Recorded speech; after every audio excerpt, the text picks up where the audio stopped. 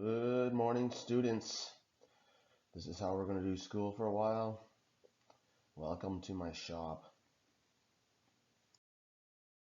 This flow chart shows us how to inspect a small engine. A small engine needs a few things to run. It needs spark, it needs compression, and it needs fuel. The first job number one, is how to inspect those three things. And then from there, depending on what you find, you might need to do a fuel system clean, an ignition system overhaul, or check the compression system. So these are the jobs we're going to do. We're going to do job one. Job two is going to be the recoil starter because that breaks once a year probably. And then a fuel system, an ignition system, and a compression system.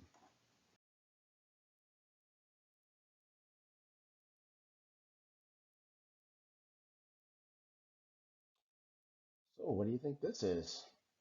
Have a good look. Take a guess. Is it a robot shoe fixing tool? Is it some kind of tester? Is it some kind of storage device for my old Stone Age computer? You're wrong. It's an ignition tester, and I'm going to show you how to use it. Here are some of the tools we're going to use for the small engine job number one, spark compression fuel. We're going to use the ignition tester where we've already seen that. This here is a compression tester and a 10mm wrench to take apart the carburetor. The one thing I missed is the spark plug socket and a ratchet. In this video here, we're going to use a spark plug socket, which has a little grommet inside to hug the spark plug, to take out the spark plug and use the ignition tester. Now the reason we use the ignition tester is because the inside of this engine is not like the room you're sitting in. Inside of an engine, the atmosphere is a flammable gas because it's mixed, the air is mixed with fuel. The temperature inside the combustion chamber can get as high as 350 Celsius on the compression stroke, but on the combustion stroke, it could be in the thousands. And the atmosphere inside is 20 atmospheres or 100 psi pressure. So if you just lay a spark plug on the outside of the engine, it's not the same as inside of the engine. And an engine needs about 8,000 volts to make a spark on the inside. So the ignition tester simulates the tension or the stress the ignition system is on when the spark plug is inside. So it's a much more accurate way to stress the ignition to see if it's working. Of course, if you're stranded in the bush, you can just take a spark plug out and lay it on the side of the cylinder and look for a spark, but you have to do it properly if you have the proper tools. And you can see in the window there, this engine is sparking, so it is good. It has at least 8,000 to 10,000 volts.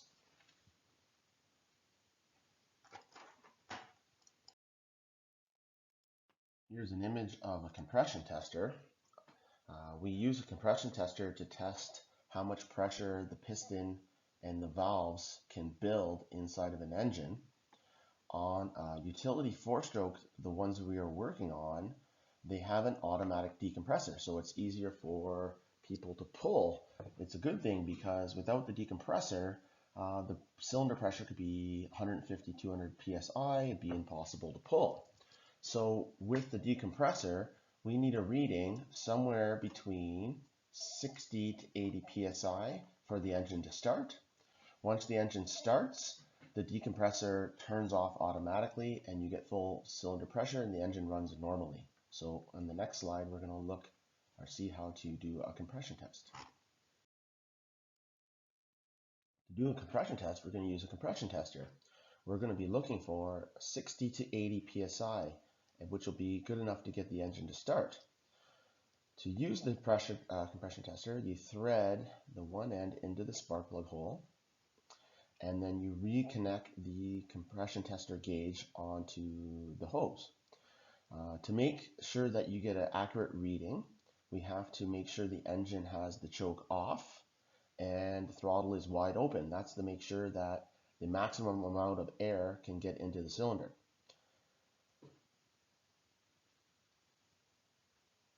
So here I am, I'm setting up the engine, choke is off, throttle's on full, and I'm going to pull it 5 or so times and watch the cylinder pressure. So I begin to pull it here and I can see it's rising very slow. It should jump up much quicker.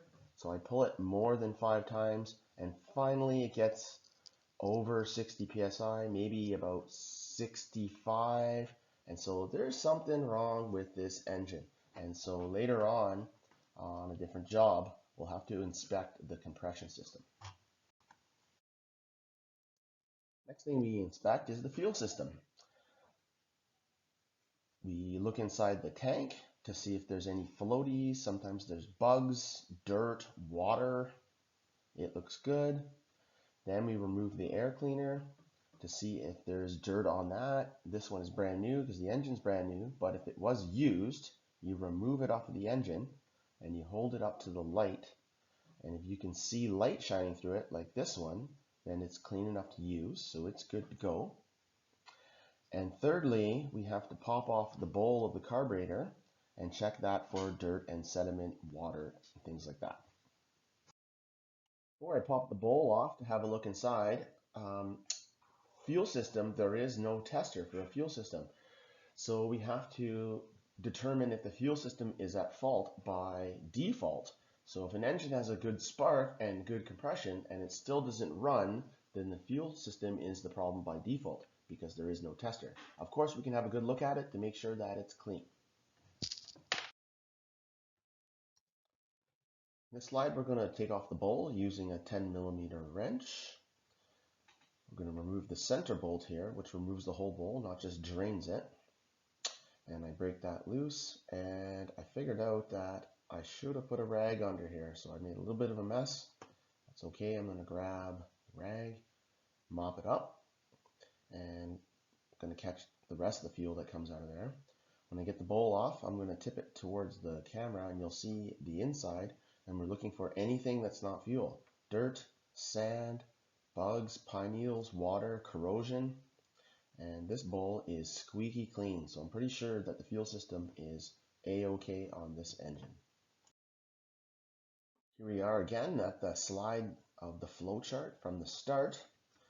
We've checked the spark compression fuel, and we found that the compression system perhaps is not working very well. The compression was a little low. The cause of low compression could be a number of things. Could be a leaking valve because they're too tight, or the engine could be worn out. If the pressure in the compression system was too high, it could be because the decompressor is not working properly.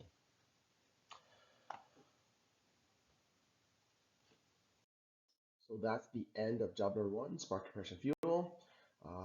In the EDSB, you'll find test number 1 for job 1.